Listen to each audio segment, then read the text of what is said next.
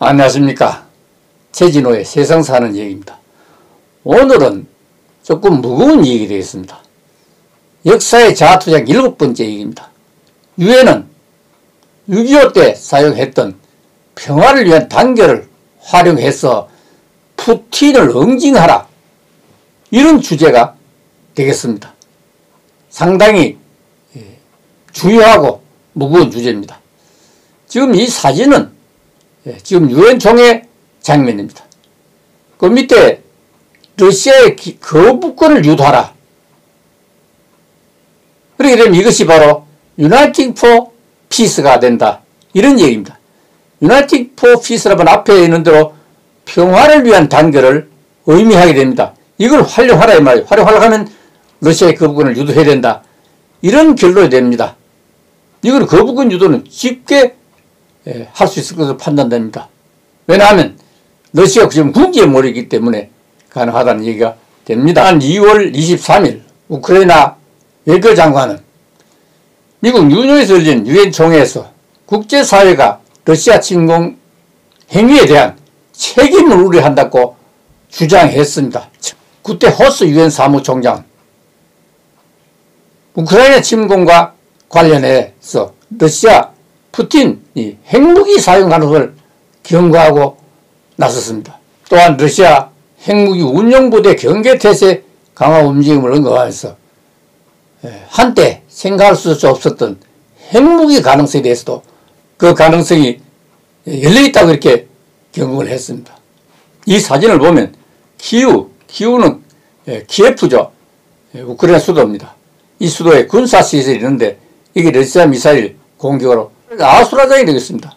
아수라장하는 판단할 수 없을 정도로 참혹하다, 이런 얘기가 되었습니다. 지난 3월 2일 조현 유엔 한국대사는 유엔 법률 개최된 우크라이나 사태에 관한 유엔 긴급 특별총회 회의에서 한국은 러시아 철군을 요구하는 유엔 안보리 결의안에서 철군을 강력하게 촉구하고 나섰습니다. 조현 대사는 긴급 특별총회 최종의 소집 근거가 된 평화를 위한 단결 Uniting for Peace 결의가 1950년 한국 전쟁을 계기로 마련됐다, 이렇게 강조를 했습니다. 당시 소련의 거부권 행사로 유엔 안보리 기능이 마비되자 유엔 총회는 1950년 11월 국제 평화와 안전의 유지 회복을 위한 집단적 조치를 권고하고, 조현 대사는 유엔 초창기에 한국은 유엔이 평화를 위한 단결 결의에 의한 첫 번째 수혜국이라고 소개했지만은 사실은 우리나라는 유엔이 그 당시 무고한 시민들의 울부짖음에 대해서 적극 파병으로 참전해준 덕분에 오늘날 여전히 번영을 할 수 있다고 이렇게 강조하면서 감사의 뜻까지 전했습니다. 이 사진은 유엔 긴급 특별총회에서 조현 유엔 대사의 연설한 장면이 나와 있습니다. 1950년 6월 25일 돌아가겠습니다. 무초 유엔 대사가 북한의 남침 사실을 보고한 시간은 6월 25일 오전 10시였습니다. 애치슨 국무장관은 트루먼 대통령에게 보고하고 유엔 안보리 소집을 건의했습니다. 6월 25일 12시 30분 애치슨 장관은 유엔 사무총장에게 안보리 소집을 요구했고 25일 저녁 유엔 대표부에서 안보리 소집 요구서와 결의안을 제출했습니다. 26일 오전 4시 유엔 안보리는 북한의 무력 공격은 평화를 파괴하는 침략 행위라고 선언하고 결의안을 통해 침략 행위를 즉각 중지하고 3%선 이북으로 철수할 것을 요구했습니다. 그러나 북한군이 이를 무시하고 계속 남침하자 6월 28일 유엔은 제2차 안보리를 소집하여 회원국에 대해 북한의 무력 공격을 격퇴하고 국제 평화 한반도에서의 안전을 회복하는 데 필요한 원조를 한국에 제공할 것을 결정했고 유엔군 파병을 결의하게 됩니다. 이게 바로 신의 한 수라고 우리가 보통 부르게 됩니다. 이런 신속한 결정은 유례가 없는 일이었습니다.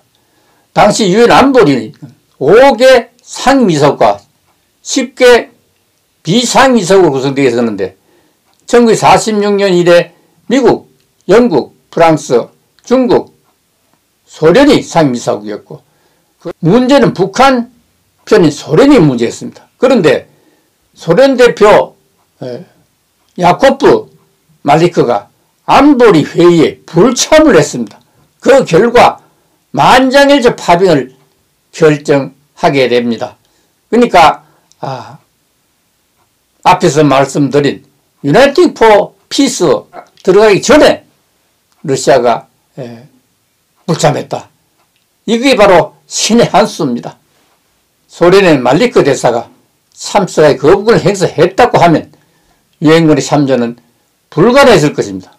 미국은 유엔에 결의안을 제출하면서 소련이 거부권을 행사하여 결의안이 통과되지 못할 경우를 대비해서 우려하고 있었고, 그럴 경우에 결의안을 유엔 총회에 제출하여 승인을 받는 유나이팅 포 피스 평화를 위한 단결 구상에 대해서 검토하도록 법률적 지시를 내렸습니다. 그런데 소련 대표가 북한에 반대하는 결의안을 하는 유엔 안보리를 불참한 것입니다.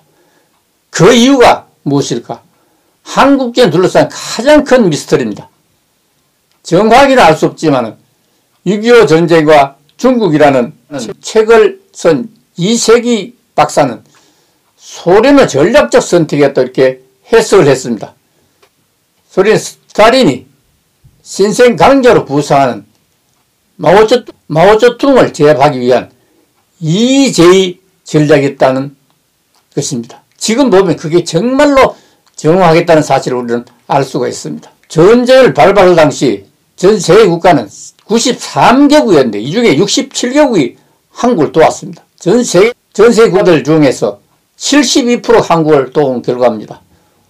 역사상 유례가 없는 그런 대기록으로 남아있습니다. 파병한 나라는 미국, 영국, 호주, 캐나다 등의 16개국이고 의무지원국도 인도, 덴마크 등 5개국이고 물자 지원국가는 헝가리 등 40개국이 이루고 전후복구 사업에도 스페인 등 6국가가 동참을 했습니다. 이 사진은 그때 호스 유엔 사무총장이 총회에서 발언하고 있습니다. 얼굴 보면 그렇지만은 아주 침통합니다. 세계 평화를 안정 책임지는 유엔 사무총장이기 때문에 그렇습니다. 우크라이나 국민을 러시아가 힘으로 밀어붙이고 있기 때문에 정말 이걸 어떻게 해결할까 하는 그런 고민에 빠지는 얼굴을 한번 찍어봤습니다. 지난 3일 러시아 우크라이나 침공을 규탄하는 철군 결의안이 유엔 총회에서 압도적 지지로 채택되었습니다. 유엔 안보리 결의안과는 달리 법적 구속력은 없지만 149 이상의 찬성표가 나온 만큼 러시아로서는 상당한 압박을 받을 수밖에 없습니다. 이번 결의안에 대한 결과 찬성이 141표, 반대가 5표, 기권이 35표로 채택되었습니다. 이번 결의안과 같은 주요 안건은 193개국 회원국 중 표결 참가자 3분의 2가 찬성하면 3분의 1은 바로 128개국이 됩니다. 하게 되면 자동으로 이제 앞으로 앞에 했던 유나이팅 포 피스라는 것이 적용되게 되면 결국 아무리 강대국이라고 하더라도 이거는 막을 길이 없다. 따라서 우크라이나도 평화를 단결이 가능하다는 사실을 말씀드리고자 합니다. 안보리에서 푸틴을 전범으로 결의하라. 그러면 어떻겠어요? 차이가 전범되면 이게 국제사법재판소에 나가기 때문에 부득이 거부권을 행사할 겁니다. 행사하면 뭐 됩니까?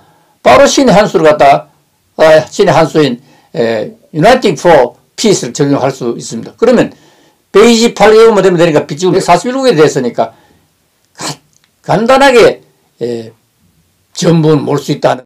그렇지 않으면 두 번째로서 우크라이나 유엔군 파병을 결의하라. 그럼 러시아 역시 그걸 해석할 수 없겠죠. 파병을 할 수 있는 길을 열 수 있다는 그런 장점을 말씀드리고 오늘 마치겠습니다. 감사합니다.